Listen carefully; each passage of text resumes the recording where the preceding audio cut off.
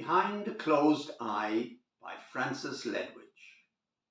I walk the old frequented ways that wind around the tangled braes. I live again the sunny days ere I the city knew. And scenes of old again are born, the woodbine lassoing the thorn, and drooping ruth-like in the corn, the poppies weep like dew. Above me in their 100 schools the magpies bend their young to rules, and like an apron full of jewels the dewy cobweb swings. And frisking in the streams below the troutlets make the circles flow, and the hungry crane doth watch them grow as a smoker does his rings.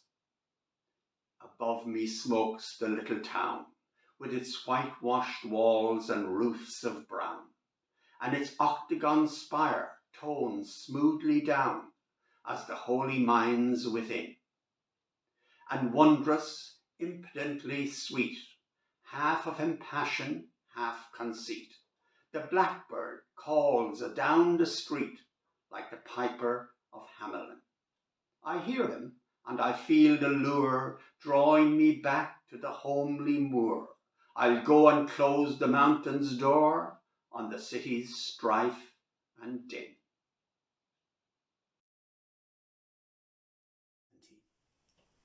This poem is called The Dead Kings.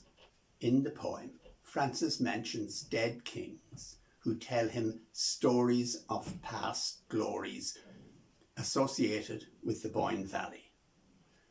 They mention Rosnaree, which has connections with the Battle of the Boyne. In turn, he tells them of a more recent glory, presumably 1916 or possibly the First World War, and in the end he wakes to reality. The Dead Kings by Francis Ledwidge. All the dead kings came to me at Rosnaree, where I was dreaming. A few stars glimmered through the morn, and down the thorn the dews were streaming. And every dead king had a story of ancient glory sweetly told. It was too early for the lark, but the starry dark had tints of gold. I listened to the sorrows three of that era passed into song. A cock crowed near a hazel croft, and up aloft dim larks winged strong. And I too told the kings a story of later glory, her fourth sorrow. There was a sound like moving shields in high green fields and the lowland furrow. And one said, we who yet are kings have heard these things lamenting inly. Sweet music flowed from many a bill, and on the hill the morn stood queenly. And one said, over is the singing, the bell boughs ringing whence we come. With heavy hearts we'll tread the shadows, in honey meadows birds are dumb. And one said, since the poets perished, and all they cherished in the way, their thoughts unsung like petal showers inflame the hours of blue and grey.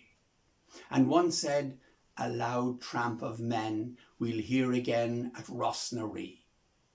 A bomb burst near me where I lay. I woke, 'twas day in Picardy. June by Francis Ledwidge. Broom out the floor now, lay the fender by, and plant this bee-sucked bough of woodbine there, and let the window down.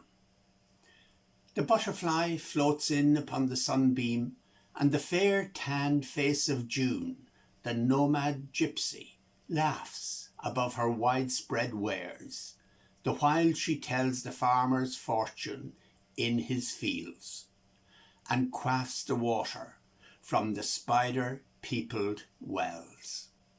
The hedges are all drowned in green grass seas, and bobbing poppies flare like Elmo's light, while siren-like the pollen-stained bees drone in the clover depths. And up the height the cuckoo's voice is hoarse and broke with joy, and on the lowland crops the crows make raid, nor fear the clappers of the farmer's boy, who sleeps like drunken Noah in the shade. From her bounty draw her rosy worth. Aye, soon the swallows will be flying south, the wind wheel north to gather in the snow. Even the roses spilt on youth's red mouth will soon blow down the road, all roses go.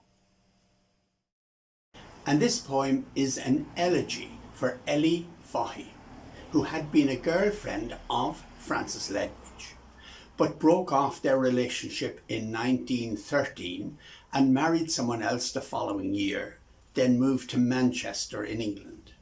She died in childbirth very soon after that.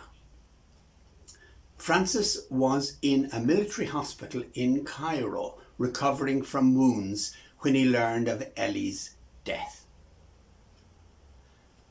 To One Dead by Francis Ledwidge. A blackbird singing on a moss-upholstered stone, bluebells swinging, shadows wildly blown. A song in the wood, a ship on the sea. The song was for you, the ship was for me. A blackbird singing, I hear in my troubled mind. Bluebells swinging, I see in a distant wind. But sorrow and silence are the wood's threnody. The silence for you, and the sorrow for me.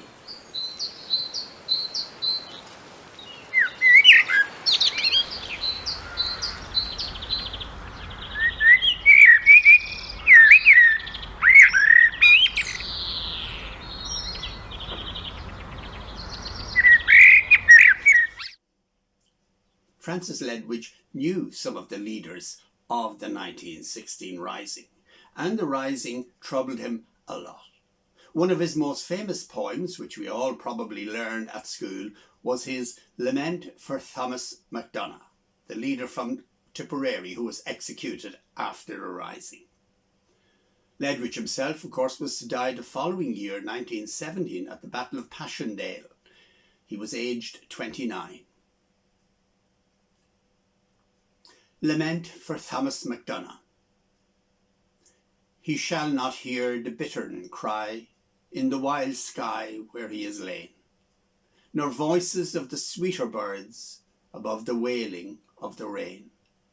Nor shall he know when loud March blows through slanting snows her fanfare shrill, blowing to flame the golden cup of many an upset daffodil. But when the dark cow leaves the moor and pastures poor with greedy weeds, perhaps he'll hear her low at morn, lifting her horn in pleasant meads. 87. This poem is one of the last poems he wrote. It was written in Belgium in July 1917, and he died on the 19th of August 1917. And it's about remembering his native slain. Home by Francis Ledwidge. A burst of sudden wings at dawn, faint voices in a dreamy noon, evenings of mist and murmurings, and nights with rainbows of the moon. And through these things a woodway dim, and waters dim, and slow sheep seen on uphill paths that wind away through summer sounds and harvest green. This is a song a robin sang this morning on a broken tree. It was about the little fields that call across the world to me.